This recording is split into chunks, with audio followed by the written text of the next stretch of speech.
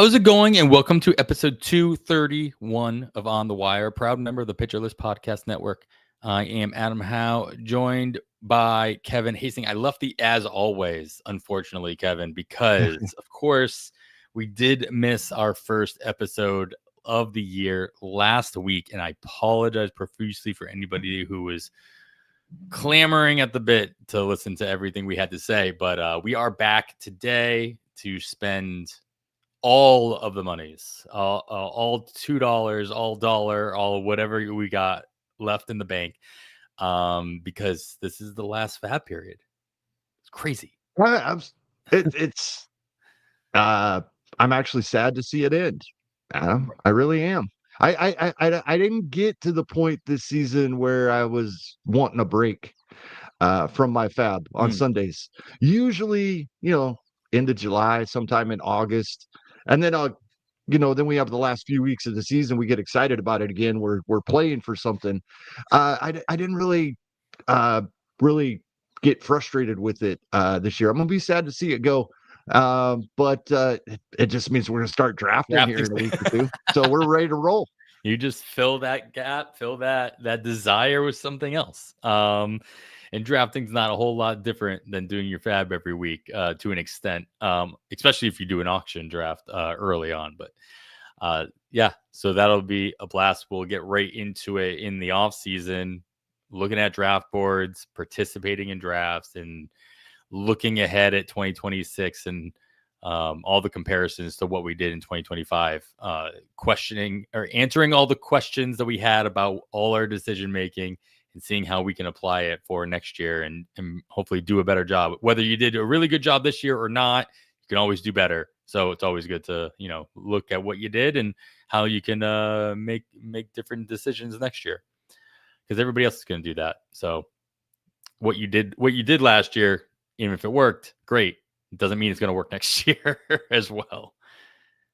So many variables, right? Ball, what stadiums teams are going to play in, what roofs are going to get blown off, and then none. All of a sudden, we're having two minor league teams. But Tampa should be in the Trop next year, right? That's the play. I believe they are going to fix the roof just enough for them to play baseball. Yep, that's the way I understand it. Last I heard, anyway. That makes a huge difference, especially for the pitchers. Just knowing what the ball is going to do, assuming that they fix the roof well enough for it to, make it an actual indoor stadium. Yeah, it'll be curious to see. Like, it's not going to be the roof. It's not going to be exactly as it was before, right? It can't. There's going to be other renovations involved in such. So that's going to be something to keep an eye on early next year. Don't just assume the Trop plays like the Trop did in 24, 23, and 22. There could be different air currents in there and such. Yeah, we saw this in San Francisco. Right. During the 2020 season, they made adjustments. Cleveland last year. And then they left a lot of those adjustments in play. And Cleveland, huge. Yeah. Obviously all the wall changes in Baltimore that have happened over the years as well. So any little nuance changes, the batter's eye in Seattle, any little nuance changes can make a big difference, especially in a small sample size. All right. Well, we don't have a ton of news. There's only a week left in the season by the time you're listening to this, the regular season, that is. And then all we care about technically, unless you're doing your postseason leagues. But there are a couple pieces of news from the week that may impact next week. So let's get into those. Kevin, in Boston, Kyle Harrison is set to start on Saturday.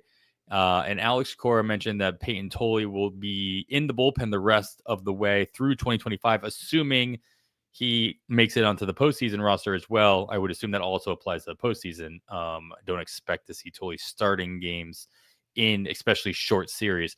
Kyle Harrison for the final week of the season, where available. Are you interested in that final matchup that he has for next week, assuming he gets another start? Yeah, I think he will get another start. It does seem like he will, but it's going to come against Detroit. And in spite of Detroit's struggles recently, as we were just talking off air, I think Detroit may end up there's a possibility they don't make the postseason. As comfortable as a lead they had for most of it, they've been scuffling for wins here recently, but they've been crushing lefties still. Over the last 3 weeks, 123 WRC plus as a team, close to 200 plate appearances. They're still crushing lefties. So, unfortunately, as much as I've been wanting Kyle Harrison to get Right. these starts for so long, he'll still be in my waterfalls. He's still going to be better than some options, but he's probably going to be down a ways, unfortunately. Yeah, man. I mean, I don't know that many people would have, if you had to guess, like, what series in the final week of the season would be the most equally stressful for both teams. Detroit Boston was probably not on the top of everybody's list. But man, as we were talking about before I hit record here, Detroit could miss. Boston is the first man out right now in the American League wild card. Detroit is right there with Boston in record. So if they get knocked down by Cleveland, they go from division leaders with a possible bye to not being in the playoffs at all. Right. They're in the worst situation of all of these teams that are kind of fighting. It's like, yeah, I mean, Boston is right outside compared the to wild. how most of the season went. Absolutely. Yeah, exactly. Plus all that. Well, let's move over to the National League Central now with Milwaukee. Jose Quintana, he hit the IL with the calf strain. That ends his regular season. Expectations is that he'll rest up, or he'll just get some added rest, and he'll be ready for the playoffs. Milwaukee on the opposite end of that spectrum, right? Like, we pretty much know they've clinched their playoff spot, and they pretty much clinched their division. And once they do that, they'll also clinch the bye going into the postseason as well. So my question, though, is that how do they fill Quintana's spot? A lot of the rumors that I couldn't find anything nailed down on it, so I'm assuming these are still rumors. Do we see Robert Gasser come back, who did recently come back from an IL stint at the end of last month, got demoted back to AAA, did pitch 2 2/3 for AAA on Wednesday, which you could just equate that to a bullpen session, and it could line him up to start on Saturday? Or do you expect Milwaukee to do more of like a bullpen game? Gasser may or may not get called up to be part of said bullpen game. But what are your thoughts, Robert Gasser, either for this weekend or for a spot start next week as well for Milwaukee? So I was going through everything you just talked about, and then I realized it probably doesn't matter. Oh, geez.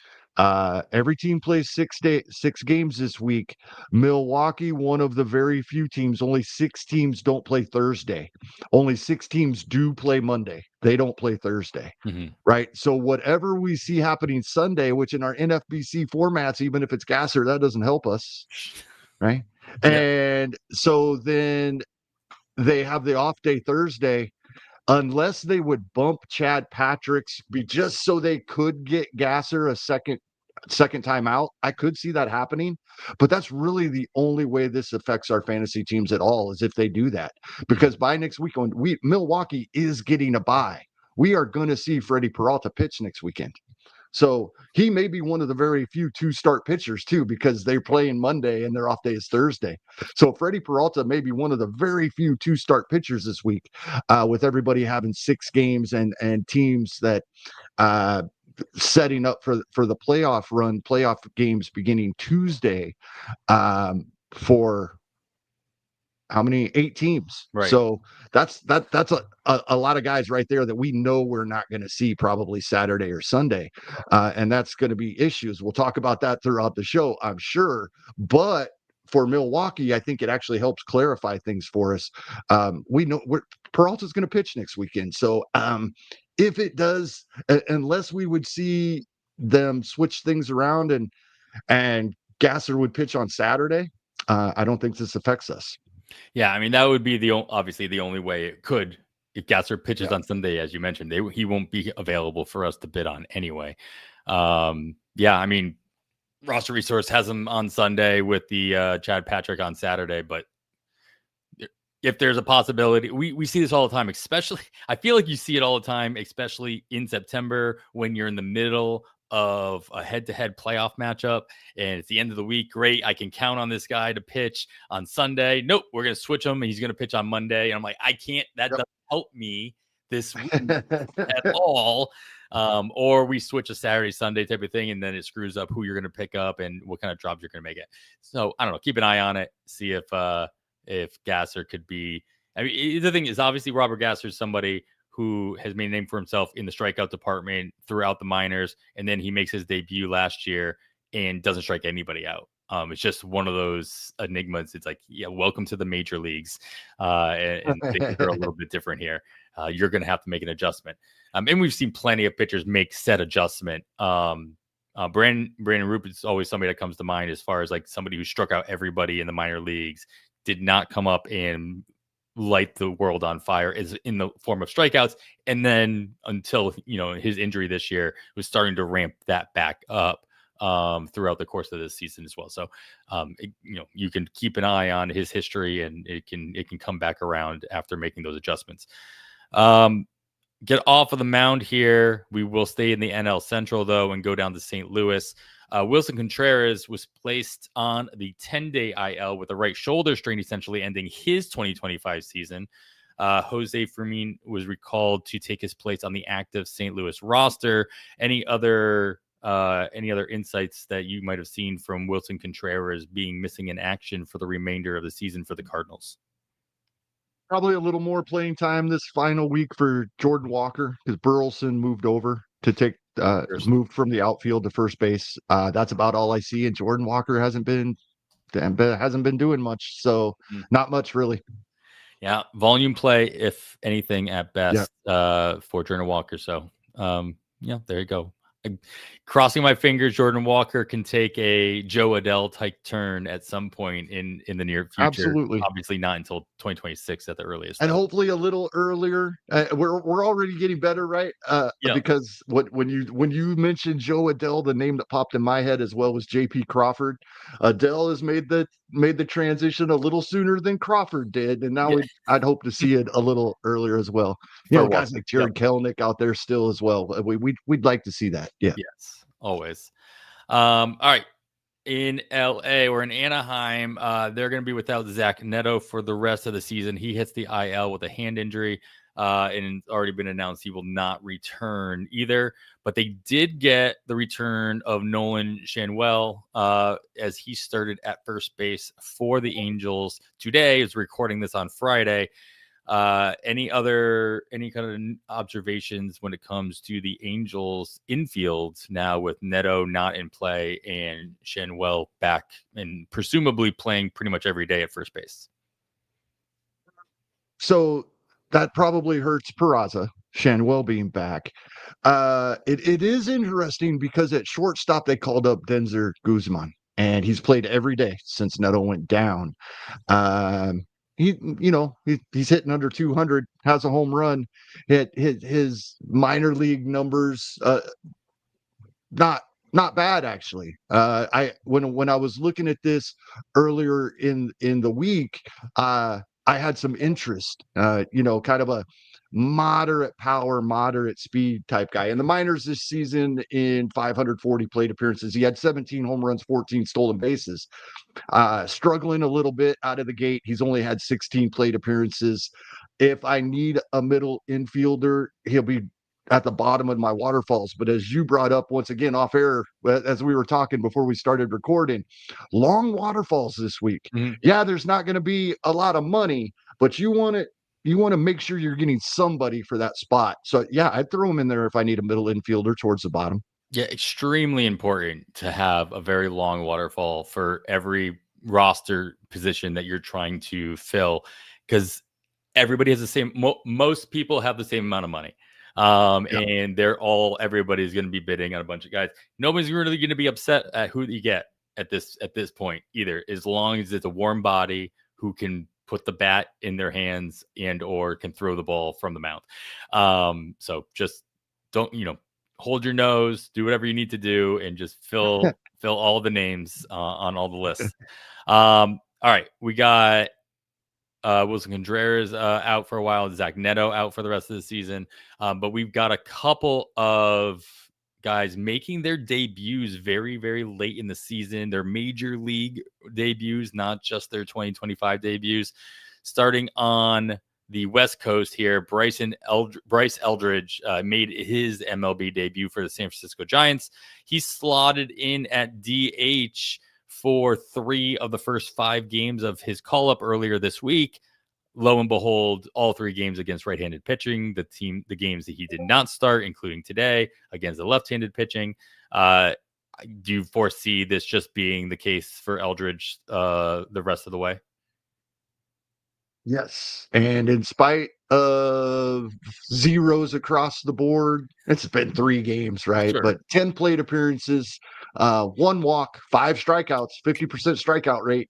In spite of that, yeah, he's the number 1 play for power this week. Absolutely. Yeah, especially you even mentioned it to me before. They'll have 5 right-handed pitchers. Yeah, 5 out of 6 versus righties. So he'll play plenty. You got to assume San Francisco called him up for a reason. They are in the thick of it, right? You pointed out to me before recording, it was like the NL and the AL wildcard situation or playoff situations have completely flipped, where there's multiple teams fighting for the National League, including the Giants. A tweet I saw earlier in the week was funny. It's just like when the Giants were playing the Mets, it was just funny because it seemed as though at the trade deadline, San Francisco was selling to the buying Mets, and now here's San Francisco beating the Mets and trying to take their playoff spot, or fighting them for a playoff spot at least. And the other MLB debut here on the East Coast or East Coast-ish, Toronto's not technically on the coast, but Eastern time zone. On the pitching side of things, is Trey Savage made his MLB debut, top prospect, pitching prospect for the Toronto Blue Jays.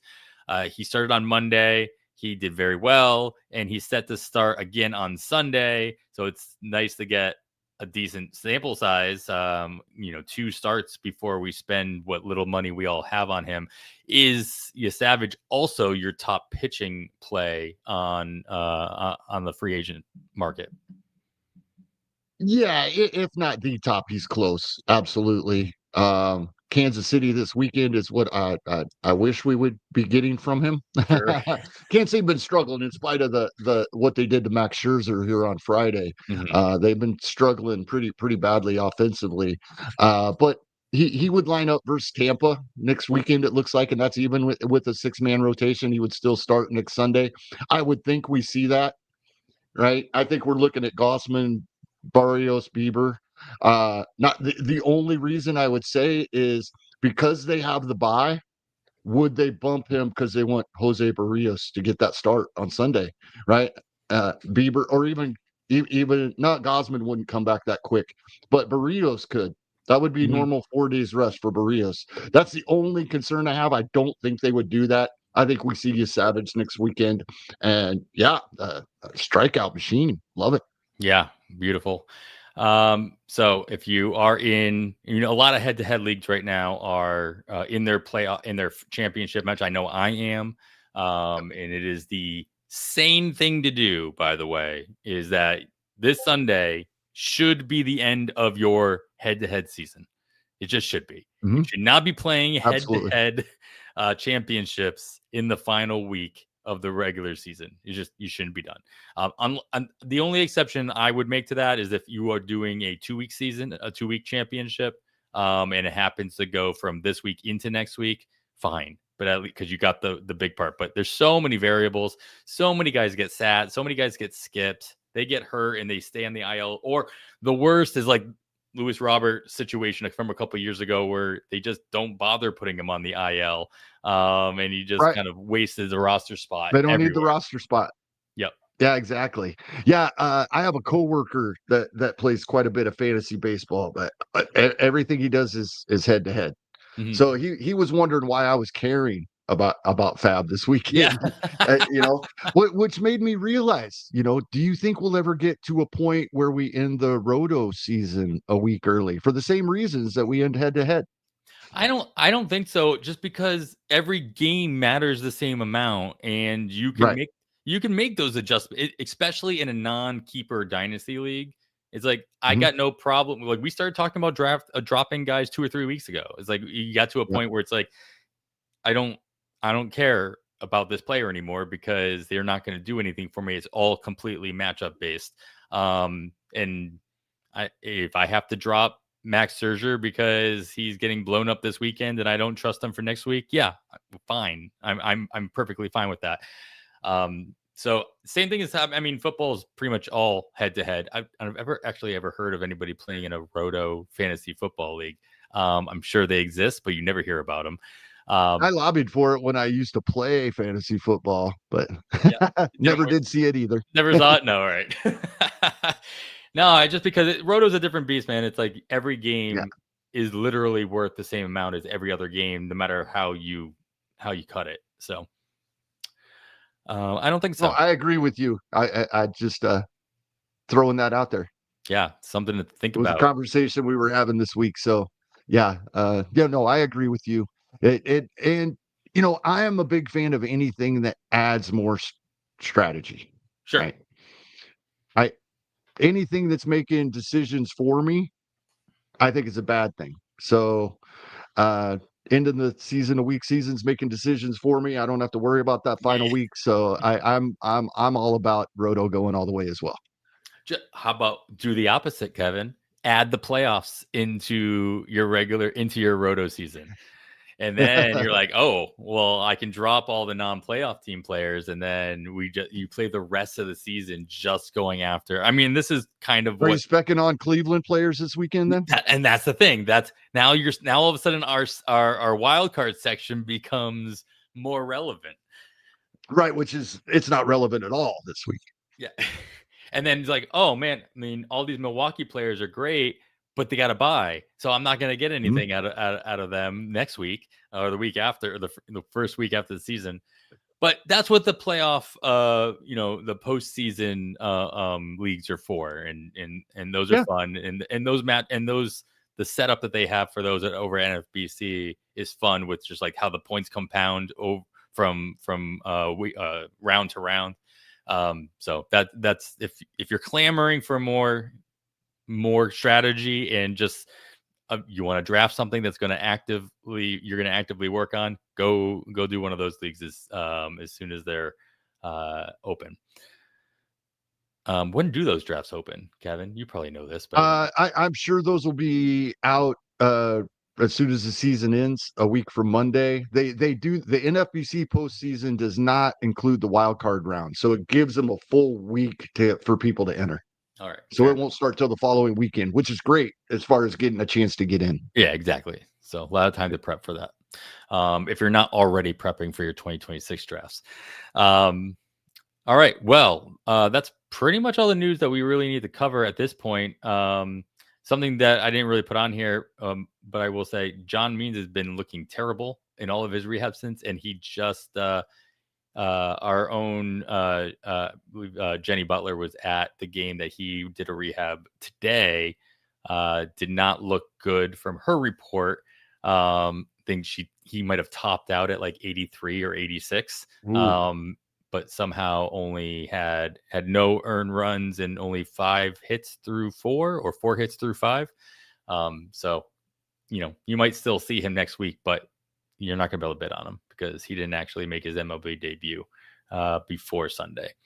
But yeah, any other news that I might have missed, Kevin, that you thought was worth talking about? I think it was pretty slow, and it's hard to like pull something out that just for the sake of pulling it out. We got Cole Reagans back this week, but nothing that's not really newsworthy. He's still nearly rostered everywhere. 95% though, main event. So there's a couple of leagues out there. Yeah. I mean, he will be bid on in those for sure. I mean, he'll be toward the top of many waterfalls. And he's scheduled for next Sunday. I think we'll see that. I do think we'll see it. Is at home? I think they want him to get another start, 5 or 6 innings, hopefully by then. So I'd feel comfortable bidding on Reagans this week where he's available. Is that at home? Is that in Kansas City? That game would be at the Athletics. Ooh, that's terrible. That hurts, actually. Yeah. Well, my But just thought. he's at the Angels earlier in the week. That Oh, would be okay. his second Oh, start of they're the on the week if road he all gets it. week. Okay, all right. Yeah. All right. Well, yeah, my just thought process is that Kansas City would be more likely to make sure he makes that start if it was at home for, to draw ticket sales and get fans in and what have you.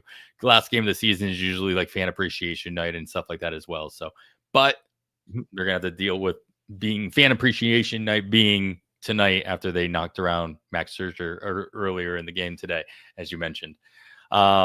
Thank God for Salvador Perez, by the way. I have him in plenty of places, and this last couple of weeks, he's been carrying me in just about all of them.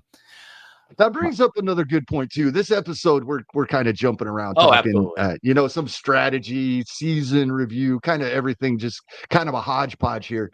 That's a good point too. Some of these veteran players when they get off to a slow start.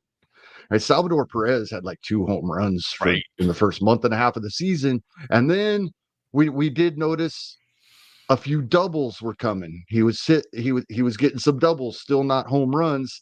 Next thing you know, he hit over 30 home runs for a catcher, right? And until Cal Raleigh came along, we'd have been ecstatic seeing 30 home runs off a catcher. Fair.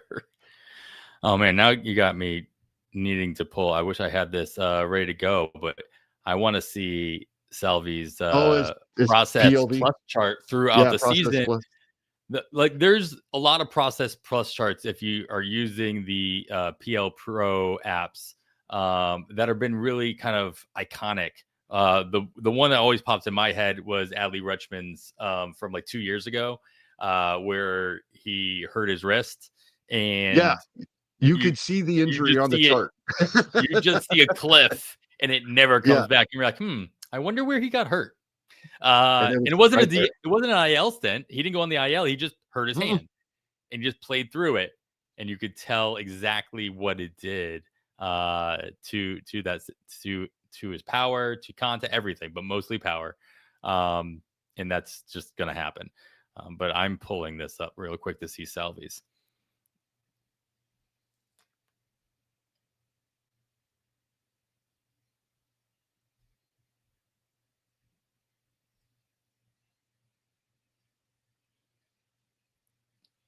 All right, let's see.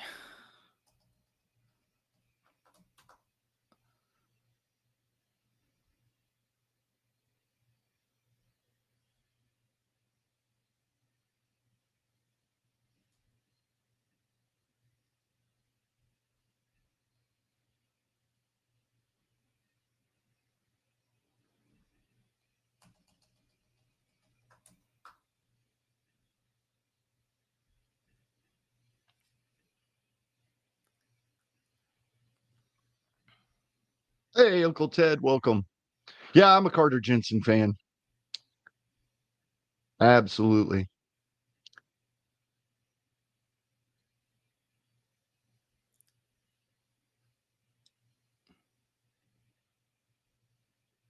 And so is the Kansas City organization as far as that goes. That's why they were able to let Freddie Fermin go to San Diego. Carter Jensen, uh, will be the next catcher in Kansas City, I believe. All right. After this guy is a full-time designated hitter that Adam has pulled up here. I mean, he basically is. I'm upset. Like he played enough first base this year, though. He's gonna keep first base eligibility for next year, so that's good. Yeah, I mean, it's just Yep. a pretty straight line up throughout this course of the season. There wasn't a lot of there's no obvious period where it just kind of went straight up where he remembered. It was just he's old, right? Like he just needs some extra time to ramp up, and then it just kind of stayed steady for the last 2 months of the season. Yeah, and I think we talked about it, and I was putting it in the Discord when people would ask. They're really early. All of a sudden, he started hitting, but the ball just wasn't going out of the ballpark. It was hitting the gaps. There was a lot of doubles. You could see that it was coming, and it did come to fruition. So that was kind of my point. It's just a perfect example of not putting too much weight on results when you see that good things are actually being done. Right. Yeah. And you can be smart about it early in the season. If those results aren't happening in the moment, bench them. I mean, don't feel bad about that.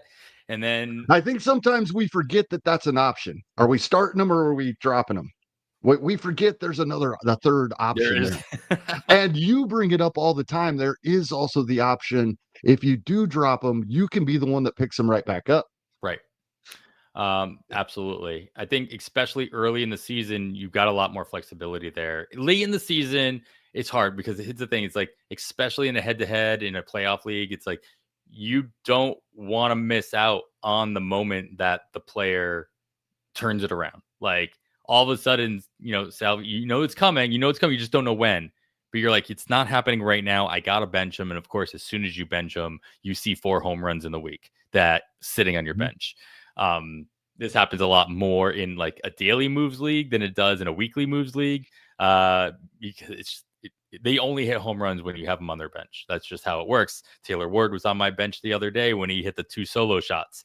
Yandy Diaz is on my bench right now and he hit a home run earlier today. So that's a little different beast. But the lesson is like, don't feel bad about, don't feel like you're going to be missing out, especially in the first half of the season, because if they do figure it out while they're on your bench, you've got a lot of season to capitalize on it when you put them right back in there. But he may not turn it around right away, so you might as well, just ride it out on the bench until they do.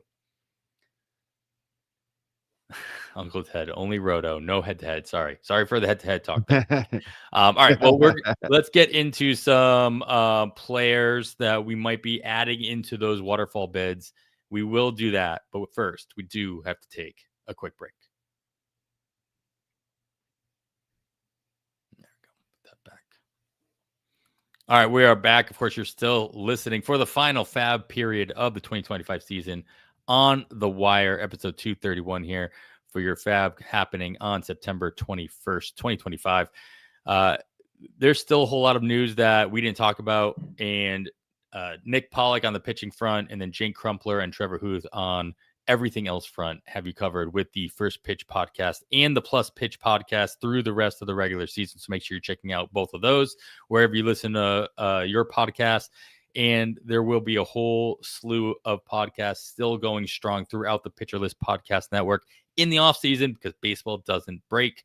Kevin and I may take a week off, but we're going to get right back into it, especially with, just getting excited with playoffs and talking about, well, are you going to first? Are you going to First Pitch? I think you said that you already booked everything. Yeah. So we'll preview that. And obviously we'll get your take on how that all went after that concludes in November. Did they time it again so that it's during the Home Run Derby? Home Run Derby and Futures game.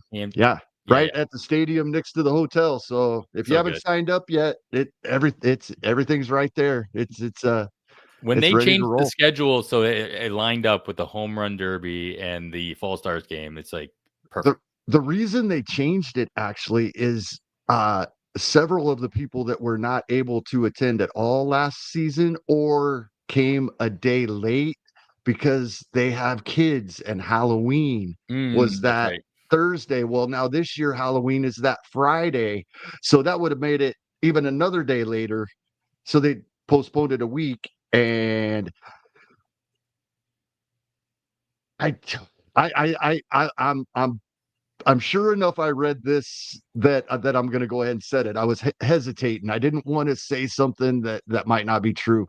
I think the Arizona Fall League actually worked with them in conversations, maybe not on the dates, but on the location of the All-Star game and Home Run Derby. I am sure I saw that somewhere. There were at least conversations to make it all work. Sure. I mean, this event has been going on for so long, and it's such a I wouldn't say integral, but it's like it's such a centralized. They go hand in hand, right? They're not associated directly, obviously, but one goes with the other. You don't think of, for most baseball fans, you think of them as in tandem, right? Especially on the fantasy side. Oh yeah, on the fantasy side for sure. Yeah. I had a friend that was asking me the other day, it's like, are there conferences for fantasy baseball? And I'm like, yes, there are. Now I just need it to become like somehow work related so that I can get that travel expense, and just make it work. But yeah. Anyway, so that'll be a good That sounds time. like we need to start a email campaign, and we'll all send Nick emails saying Adam has to go to first pitch for work. Nick has been wanting me to go for a long time, and you gotta send that email campaign to my other boss instead. Well, let's get into, let's add to the waterfall bids. As Kevin mentioned, there are a ton of players out there that you can add to your waterfall bid. So not a ton of like specific, hey, make sure you target this guy, make sure you target this guy. Just more of like, hey, we're looking down the list. Here's a guy that really stands out. Kevin, on the power side, home runs, RBIs, generally speaking, who should we be making sure is available to add to our waterfall bids? Yeah. So as we're talking, it's Bryce Eldridge is my number one guy. By the way, I do want to think that for power, in spite of his 0 first start in his first 3 games, he's my number one. And then the schedule wise, and I'm going to scroll down to opportunity. I put a little note down here, Adam. I'm not sure if you saw this. The Royals and Marlins are the only 2 teams that face more than one lefty in the first half of the week for NFBC formats. And then the second half of the week, the weekend, there's only 4 teams that face 2 lefties even, and none of them face 3 either half. Very few left-handed pitchers go in this week. White Sox, Tigers, Athletics, and Pirates for the weekend will face 2 lefties. Royals and Marlins 2 in the Monday through Thursday games. So not a lot of handedness opportunities, right? We're not going to see a lot of guys because teams are facing a bunch of lefties this week. These 6 teams, each face 1 lefty the other half of the week. So it also is a little damaging to the left-handed hitters on these teams, right? But not a lot to work with. So that was very intriguing to me. And I wanted to bring that up. So I made a list of players that are available in some of my leagues, and I didn't even pay attention to how available, because at this point it doesn't matter. Every league is different. Yep. If these guys are available, and these are all guys we've talked about in recent weeks, and they have some availability out there, obviously some more than others. Cody Clemens, we talked about. Mickey Moniak, he's 100% rostered in 15s, but I think he's available in about 10% of online championships. That's too many. It really is, the way he's been playing. And Colorado's at home for half of the week, if I'm remembering correctly. I think they're a couple Colorado is out. Is it all week that they're out? Colorado, at least from these notes, yeah. They're in Seattle and in San Francisco. They're okay. Yep, my mistake. But I mean, the way he's been hitting is still an option, right? The couple of guys that the handedness does work against them, because we need lefties. Rhys Hoskins, I see on one set of projections, 17 at bats this coming week. No, Rhys Hoskins will not get 17 at bats when Milwaukee's facing 5 out of 6 righties, I don't think. Christopher Morel, Tampa, I believe they're facing 5 out of 6 as well. So we're not going to see him enough, I'm afraid. Even though he comes up on some of the projections I'm looking at getting a lot of at-bats this week, I just don't think he's going to. Andrew Benintendi is a guy we've talked about throughout the season when healthy. He's the moderate power, shows up. Ryan McMahon, Tyler O'Neill this week. He's healthy. Kutch has had a couple of big games lately. Yohan Makata, we talked about recently. these are the guys. I know there's nothing really exciting there after we get past Bryce Eldridge, but this is who's available. It's all guys we've talked about recently. They all have some availability. Let me throw my Josh Bell in there, who did get to his 20 home runs after that horrible start to the season. He got to his 20 home runs. So there is some power in Nathaniel Lowe in Boston, and all of these guys, as I go down my list of who's available in the leagues I'm in, are guys we've talked about in recent weeks. So obviously I'm interested. And then it's just a matter of ordering them. Sure. And as I said, it's Eldridge at the top. I probably like Clemens, of course, he's the least available, and Moniak, and the rest of these guys, then I'm just loading it up. Load up the waterfall. Alec Boehm also just came back today, activated for the Phillies. I'm doing what you did. I'm literally going through my most competitive who's available league and in just your leagues. seeing who's there. Yeah, I was surprised to see Tyler O'Neill available toward the top. Because he's 90, at least in the ARF leagues. He is 91% rostered across those, and those are 15 teamers, very competitive as well. I am going to check someone else real quick. I've got Riley Tellez, if he's going to get at bats out there on the wire as well. Most of the guys that are available here are all injured. It's just a lot of red at the top of the availability list. He's not available in my leagues, but Harrison Bader's been playing versus both handedness, and he's available in over a third of 12s. He's only 63% rostered. So Harrison Bader would be near the top of my list. He's been playing well. Yep. Eric Wagman has not been playing well, but he's available, and triple eligibility is kind of nice, especially if you just need to add guys to your list as well. All right. Well, we've got some power to look at, and now we got to get some speed in there as well. We always say speed is easier to stream than home runs a lot of times, but in the final week of the season, beggars can't be choosers. You just got to add you just got to add what you can add here. Kevin, any names out there, any speedsters out there that kind of that caught your eye? Jorge Mateo been good. Is getting a little bit of playing time. And let me see exactly. Yeah, he started versus both the lefties, and he can pinch run late in games, and they do face a couple of lefties this week. Baltimore does. So Mateo, he would be my top choice. And then I pretty much did the same thing, Adam. I'm just looking at who's available, and I know we talk about him almost every week. David Hamilton, if he's gonna be in the lineup and get on base, we know he can steal the base. It's just he's had a hard time getting on base, especially the second half. I was having better luck with him earlier in the year. We talked about Hae-Sung Kim recently, but he's been snatched up in most places. Jake Mangum in Tampa. Jacob Young, Washington faces some lefties this week, I believe. So I think we'll see Jacob Young, because we hadn't been seeing him play much. No, unfortunately, only one lefty. So probably not a good week for Jacob Young. But yeah, I did the same thing with speed. Mateo is available everywhere. If I have more than $1 or two, I'm probably spending it on Mateo. If I really need a couple stolen bases, I'm going to try to get Mateo.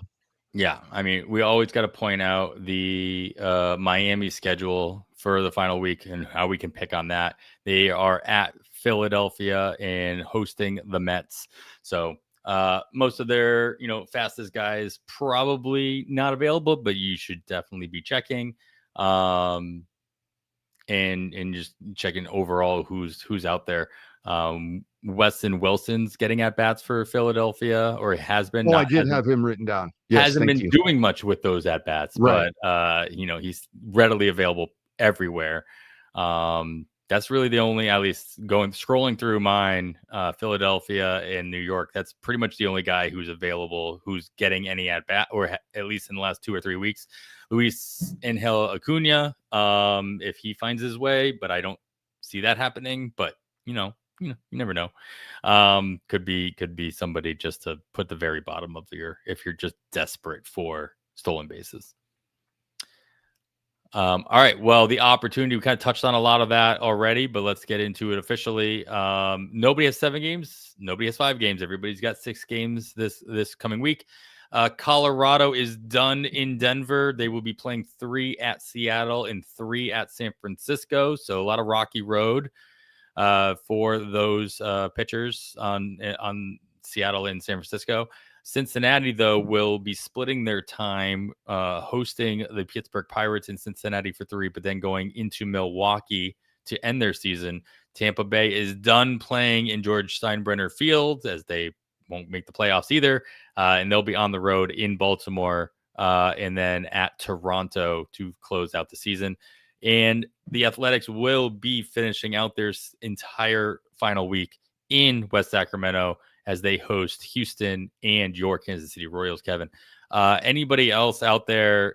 I mean, I'll just repeat your note here. You got here about those pitchers. Only the Royals and the Marlins face 2 left-handed pitchers in the first half of the week.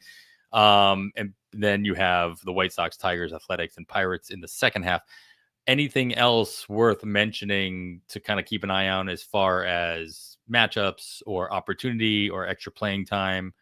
We talked a lot about a couple of injuries already that are opening up playing time for a couple other players, but anything else worth kind of keeping your eye on? More of another general note, actually. Only 3 teams, it appears, will face all 6 right-handed pitchers. I know we're getting really greedy when we want all 6, but in spite of there only being 6 teams that even face more than one in either half of the week, most teams face 1 this week, or even 2. But only 3 teams are facing 6 righties. That's the Dodgers, Cincinnati, and your Red Sox. So those are the 3 teams that I see that are lined up. Remember, with next weekend, there's a lot that can change with pitching matchups with once the postseason is set, or even as it's being decided, that can change things as well.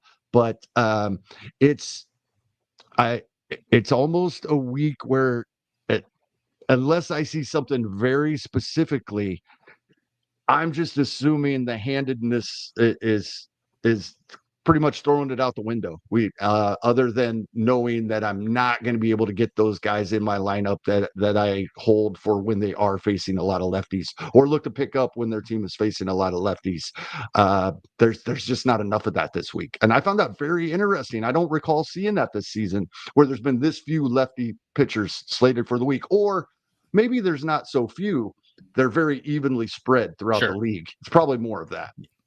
The worst one I'm looking, I'm just came across them just now, is somebody who doesn't have, they missed time, but it's not obviously platoon related. And I'm looking at Nathan Lukes in Toronto, who has been playing every third day. Like, he's been playing 2 games on, 1 game off for the last 2 weeks. And it's, he missed a game against the righty, he missed 2 games against the lefty. But when he does start, he's starting in the 2-hole now for the last 2 weeks. So he is getting that, that extra at bat, or that extra plate appearance. And he's doing, okay with that opportunity.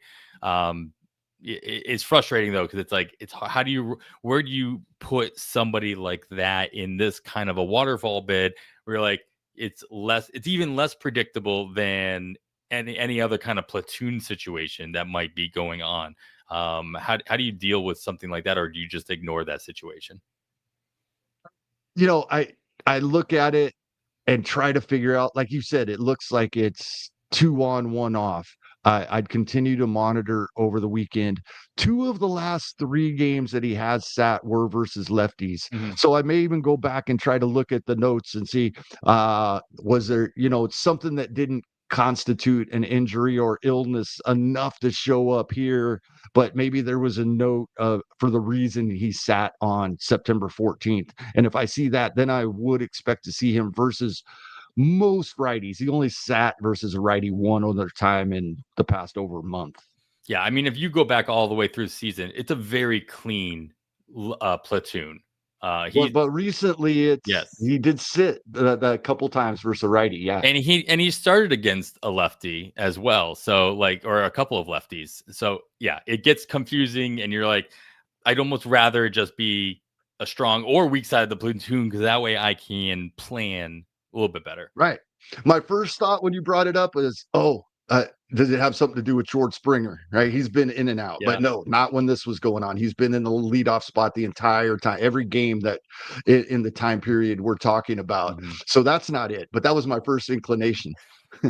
Yeah, George Springer being available or not available can definitely have its impact on the entire Toronto, especially the Absolutely. top of the lineup.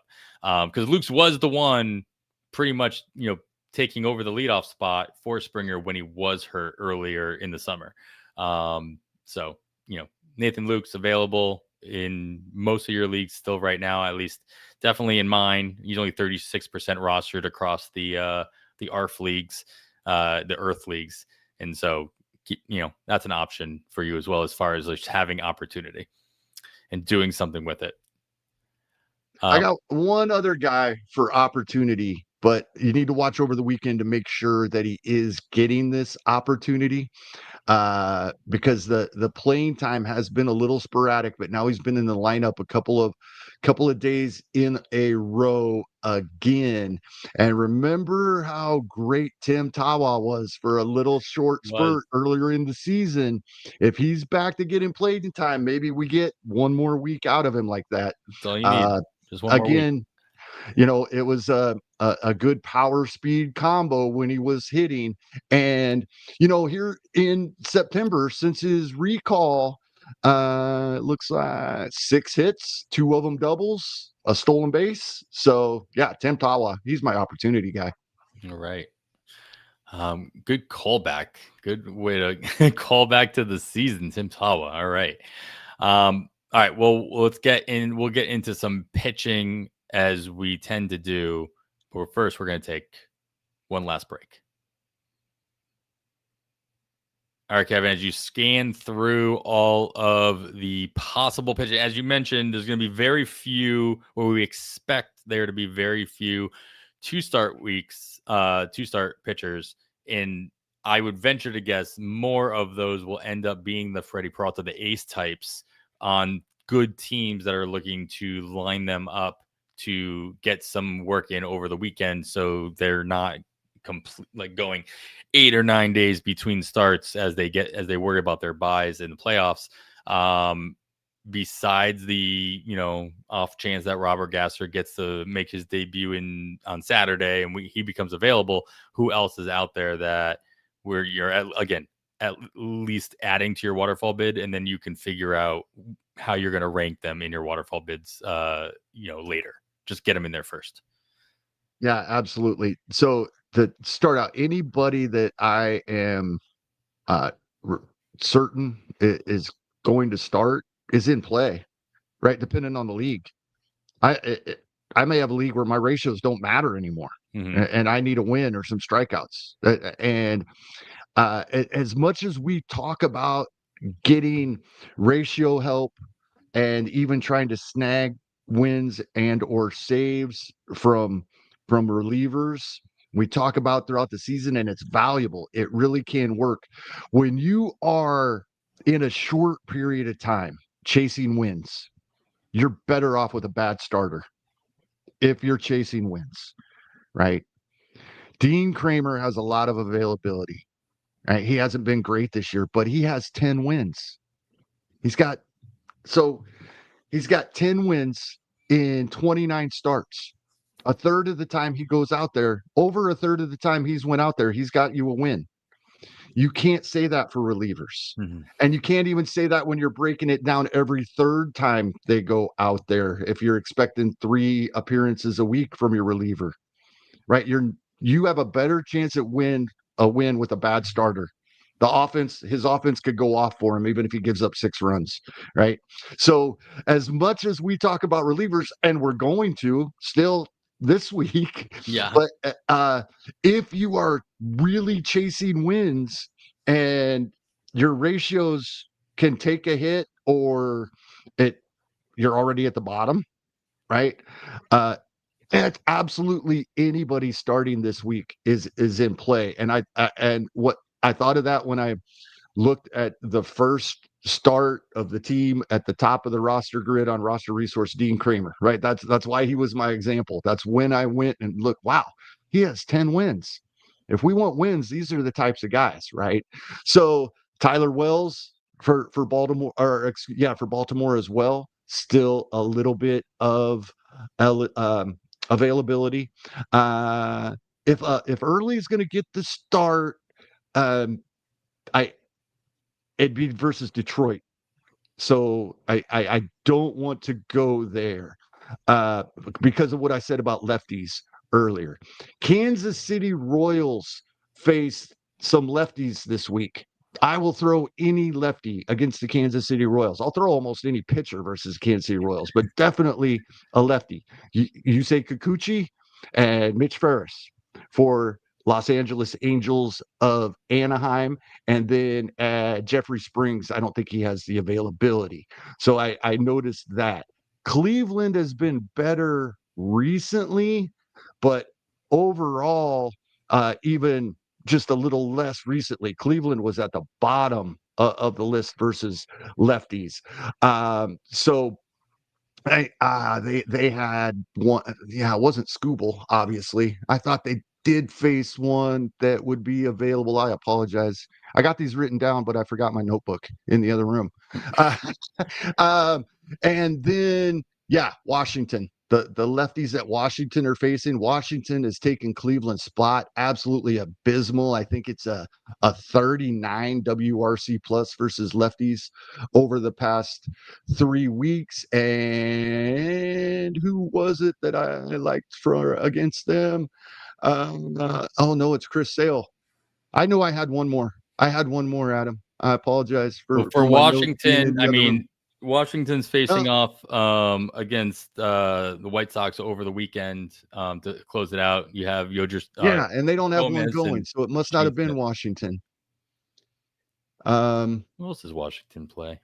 I had one other starting pitcher.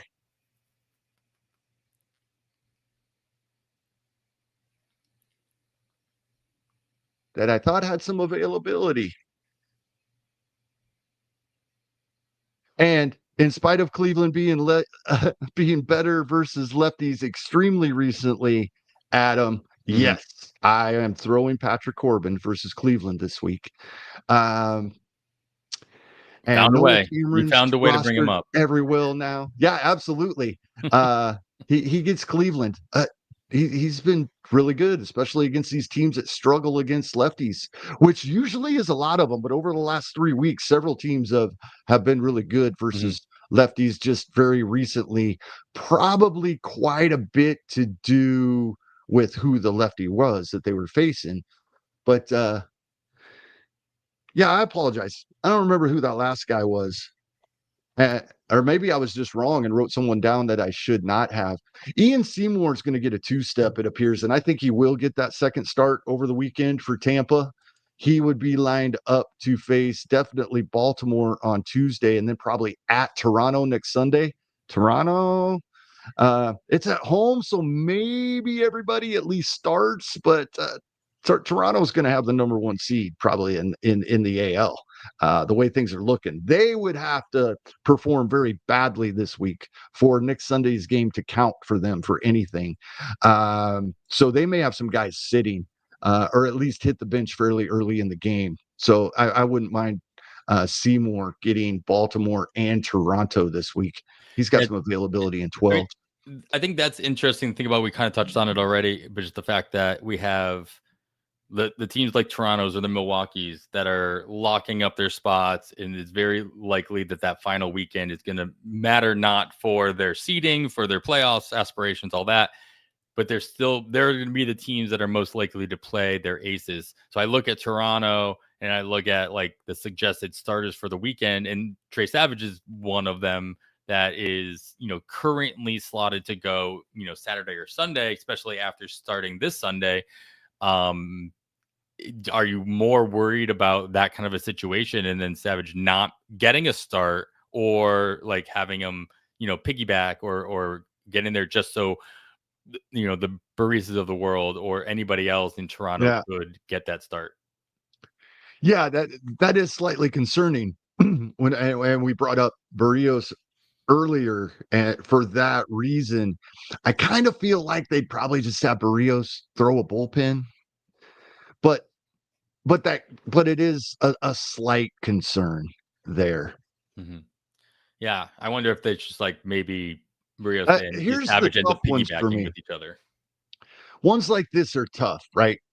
San Francisco still hanging on next Sunday. Whether they still have a shot or not, is Justin Verlander pitching next Sunday? Right. These are the tough ones for me. Am I actually getting 2 starts out of Verlander? Because that's Rocky Road. This is a big one. Yes. Right. I'm throwing Verlander if I'm getting that start. I might not, just for the 1 start versus St. Louis, right? That's the ones that are tough to figure out. Like, do you think Justin Verlander is going to start next Sunday?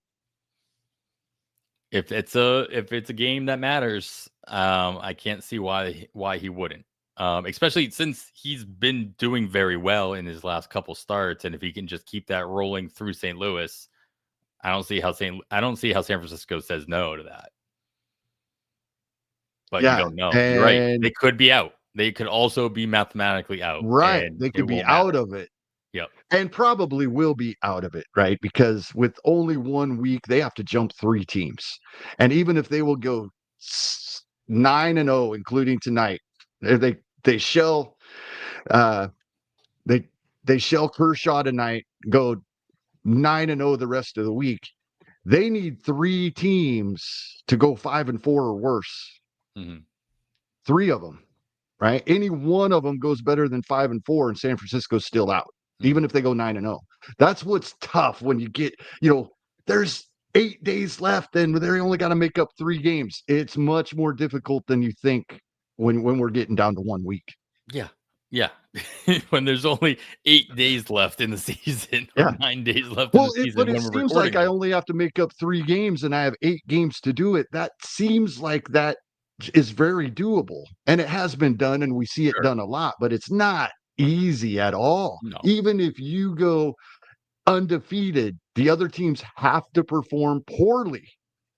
They have to lose 3 games. Yeah, exactly. Yeah. Like, you have to win and they have to lose. Right.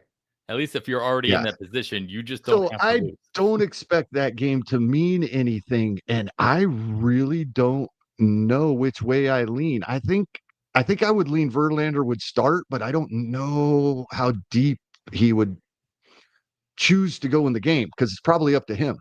Sure. Right? I mean, he did make an announcement that right after Kershaw announced his retirement, Verlander came out and said, I absolutely plan on playing next year. And so we'll see, especially after his second half, or at least his last month and a half of good starts coming through. Just like Salvi, he's just older. Maybe it just took him a little bit longer to get ramped up, and he needs a longer training than everybody else.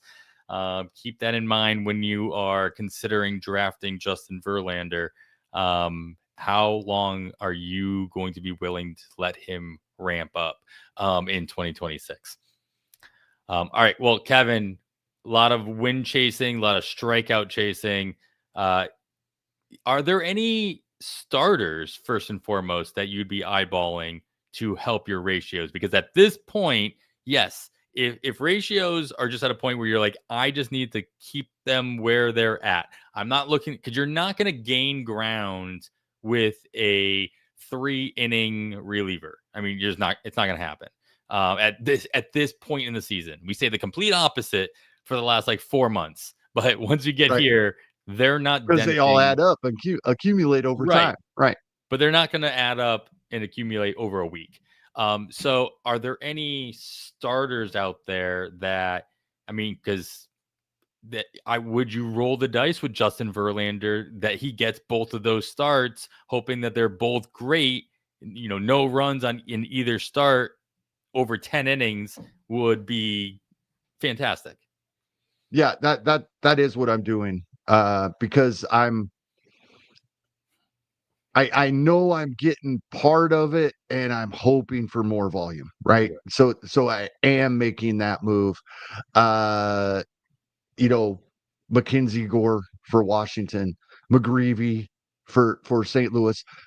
Basically the teams that play Monday, those 6 teams, we probably see them. Like on the following Sunday, I would guess Chris Sale goes out there for Atlanta, even though Atlanta's done. I like it's a home game, right? That's part of it. You Sure. brought that up earlier in the show. It's a home game, so he might not be going out there and going 100% for 6 innings.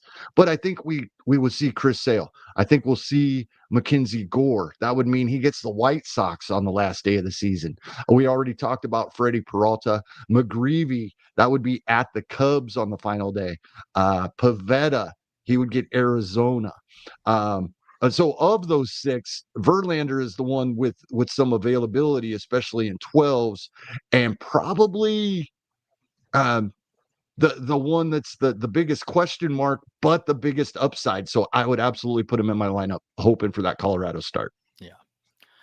All right. Well, if you do have to, you always nice to have as many names on your waterfalls as possible. If you do need to pad the bottom of that waterfall bid with a couple of relievers, you've got a whole long list of players that you can do that, and you're doing that based solely on usage. In anybody who plays on Sunday, if they're on the waterfall bid at all, they're on the very bottom. Preferably, if you have to put a reliever in there, make sure they didn't pitch over the weekend, so you can get as many innings, hopefully get as many innings out of them as possible next week. Kevin, any save situations available out there at all? It's funny because this is the one week where it's like you very well could have lucked into somebody dropping a very good closer because they feel they were locked into saves and they needed the roster spot for something else, right? And so there could be that. So you should definitely be checking your wire to see if anybody did that in your league. You just didn't notice it last week or the week before. But there are some situations that I feel like are still available, and I haven't checked availability, but Baltimore's closer situation is been in flux for the last couple of weeks. We talked about Sean Armstrong, I think last week or the week before. He's still available out there in a handful of places as well. It's still, you can add them to your waterfall bids, but like I still try to stay away from the Miami situation, from the White Sox situation, because you feel like you should know who the closer is, but like they're mixing and matching so much, or it just so happens to work out in a different way. Any situations out there that you are either eyeballing or kind of stand out? Yeah, it's not a guarantee he gets the opportunity, but Kyle Finnegan is back. And Will Vest didn't have a great outing earlier this week. It's probably still a split, but Detroit really is, as we talked early in the show, surprisingly, really needs to have a good week in order to. And they start out with Cleveland right away. So what I'm getting at is we might see someone like Will Vest earlier in the game in a high leverage situation. I think Kyle Finnegan is my guy. If I need a couple of saves this week, I'm going to hope I can get him out of Finnegan. And you can always do the whole search by last 14, last 21 to see who's gotten saves recently. You do that right now in my league. The players that have the most saves in the last 2 weeks, 3 out of 5 of them are all on the Athletics. And so that's fun to try to guess what's happening there. So the Athletics are getting lots of saves, but they are equally distributing them across like 3 or 4 guys. So always fun to kind of guess that situation. I didn't realize Chris Paddock got a save for Detroit as well. So yeah, it wasn't all Vest while Finnegan was gone. This is a really good question, changing the subject on you, Adam. A great question by Derek here in the chat. And I don't know if the Red Sox fan, if you want to address it, or if you want to pass being the Red Sox fan, better prospect, Roman Anthony or Connor Griffin? I mean, it's funny. This is as wild. We're about to go into the wild card section, so this is as much of a wild card question That's as perfect. anything else. So well done on the segue. Yeah, I mean, I tend to, and granted, he's hurt and obviously not coming back. It'd be lucky if we get him back if we make the playoffs. But I probably lean Roman Anthony if for no other reason he's here. Yep. He's already up. He's already been producing. He's already made a name for himself, both as a prospect and now as a major leaguer. Connor Griffin's been doing some really fun and amazing things as he kind of blows his way through the minors. But, when it comes down to this, like I will almost always lean toward the guy who's already done it. Even in a small sample size, he's still done it. And at their equally young ages, had some struggles and got through them. That's big thing actually as the well. best. Like when that happens, I prefer that. Like I prefer seeing, because they're all gonna have some struggles, and not all of them get through it. Jared Kelnick, right? Yeah. Now I brought him up twice in one show. and some of them get through it, but it takes them a while, like Joe Adell and JP Crawford, what have you, as we mentioned earlier. But to see it struggle and then come back so strong, relatively quick in the same season, in the same rookie campaign, and if he didn't get hurt, he'd be, highly considered for rookie of the year, even after those struggles. That's a pretty strong indication of future success, in my opinion. So, yeah. Do you see it otherwise? No. Right. That's exactly how I see it. Because my thought, other than that, would be when they're both on the same level, top prospects, right? I'm not nitpicking what I saw them do in the minor leagues. It's to the point where that I'm turning things over to luck. Yeah, they're both great. Either one I could have on a team, I would take. If I had to choose, I don't know who I would take if we hadn't seen Roman Anthony this year. But yeah, that's absolutely the kicker. And coming back after struggling, and to do what he did with almost a 28% strikeout rate, which we expected a fairly high strikeout rate, but I think it will come down a little bit next season. Maybe not a lot, but 26%. And that's going to be even better for him. A couple of percentage points drop in his strikeout rate, he could be even better. So yeah, Roman Anthony's here's the other piece of the puzzle here: Fenway or PNC Park. Like where do we want our hitter to be hitting for a long period of time? And please name me the last highly successful high-end hitting prospect that the Pirates have put together. And do not dare tell me O'Neal Cruz. No. So, I mean, they've had Brian Reynolds, probably. Yeah, Brian Reynolds. Maybe. All right. But that's been a while. He's been around a long time. Nick Gonzalez was supposed to be that. For many, at least that's the way they saw it. And I always think of, and I'm about to say that, like, blank on the name, even though I'm just like, I always think of, I can't, it's not Alvarez. He's a third base prospect for the Pirates, and then he moves over to Baltimore for a hot minute. But anyway, like, we're gonna hit done on this recording, and it's gonna pop in my head. Pop right in your head, yeah. That's how it works, right? Well, while you could have just used Uncle Ted's reasoning and said because Connor Griffin's a righty. There we go. That's all you need. Yeah. Man, yeah. Dylan Beavers. I am on the brink of winning my championship in my home league where I traded Dylan Beavers for Brent Rooker. But I'm still disappointed in myself for not having Dylan Beavers on my team anymore. But once that banner is officially being able to be raised, knock on wood, I will not care as much. It won't matter anymore. It will not matter. Well, with all that, everything else, Kevin, what we got, our final tidbit of information, our final piece of the puzzle that you can share with everybody as they go out and try to cash, as they try to win their leagues, as they try to not land in last place in the final week of the season. Well, first of all, good luck to you and everyone else in head-to-head championship matchups for the rest of the weekend. That is a lot of fun, and then that's the point. We talk about it a couple times throughout the season, and it's this show. We it was a little different than many of our episodes, because we have end of the season, we have postseason coming, we have playoffs and head-to-head leagues, one final week, one last FAAB run for roto leagues, and enjoy it. Have a good time, right? Don't get so wrapped up in this that we forget to enjoy the baseball games. It's been a while, even though I brought up have fun a couple times this season. It's been a while I've said it like that. Enjoy the baseball games. Sit down and watch a game, and don't worry about your fantasy players in a game. The head-to-head guys, right? Sure. You have a full next week. You can watch baseball without caring what individual players do.